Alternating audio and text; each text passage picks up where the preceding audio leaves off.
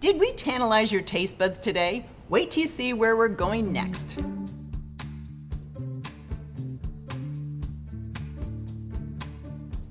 Stefano Cheese is a company that I started about 10 years ago, and the company was named after my son, my oldest son Stefano, and my dad Stefano.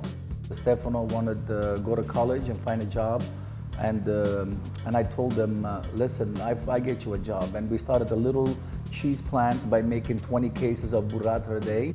After 6 months, it exploded to a massive production of burrata, where today we're making over 30,000 burrata per day.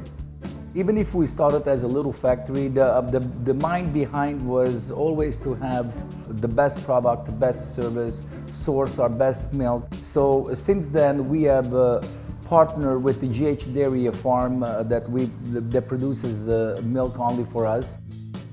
One of the things that we absolutely love is that our farmer was able to get to help us with this pasture project, which is where we're trying to get all of our cows to go on the pasture. You get way better cheese, you get way better, happier cows. I mean, you can see these guys go crazy out here. When I came to America 30 years ago, the first thing that I saw was that milk was really similar to the milk that we have in Puglia, Italy, and the results showed we have a lot of our competition that wants to compete with us. If you see all the Japanese cars, they're always trying to imitate the German cars. All right, so every time you look alike, you said, oh, that looks like a German car, then you get close, it's actually a Japanese car. Same thing in the cheese industry, everybody is trying to imitate, copying what we do.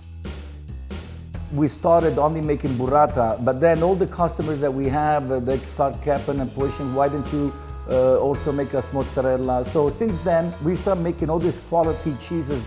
You could take the easy route and jump on something like gums and protein powders and whey powders and come out with a very consistent product that's going to be a commodity in most people's eyes. Or you can do it the way we decided to do it, which is hire on the staff and make sure that everything's done handmade so you can keep a human touch on things. It's nice to have machines to do everything for you, but unfortunately, cheese is a living item. You know, you can't have a machine take care of something that's living. But at the end of the day, the recipes are going to be very similar from one cheesemaker to the next. And what's going to make the biggest difference there is your source of milk and the process you use to make the cheese. The things that we're most proud of are the things that don't sell as much, but they're the hardest ones to make. Our burrata. So burrata traditionally came in Italy. You would get it in a bag. It would come in a bag with a leaf, and that's beautiful and all, but the problem is that those bags tend to not be recyclable. They tend to destroy the product. They tend to cause the product to kind of lose its shape. The reason why this cup is so special to us is because, number one, it's extremely recyclable. I think it's one of the most recyclable cups you can buy in the market. Number two, almost all of this is United States sourced. We don't like to source anything from out of the country. And number three, it helps protect our cheese. It's extended our shelf life. It's given it a really nice shelf look also.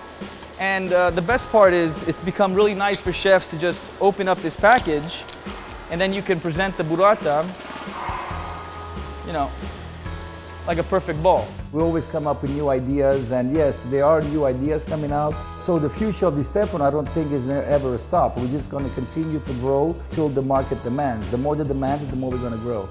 Delicious drinks to up your cocktail hour game. Next on Food